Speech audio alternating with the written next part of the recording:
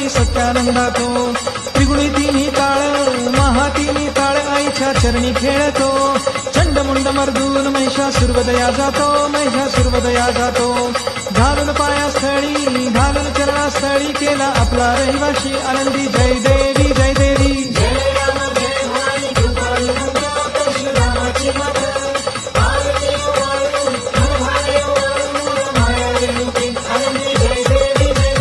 शिनगार पिवळा हुबी रावळाद्वारी हुबी देवळाद्वारी